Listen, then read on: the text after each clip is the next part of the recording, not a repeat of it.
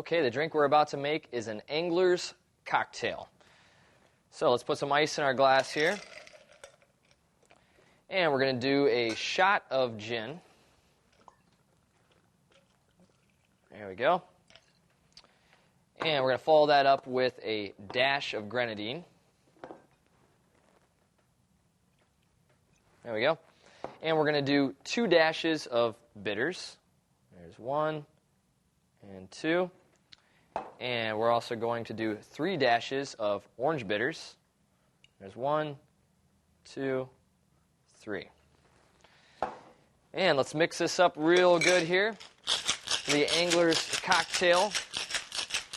So if you're a fisherman and you want to drink something besides the traditional beer while you're fishing, I guess this is what you're going to go for, the angler's cocktail.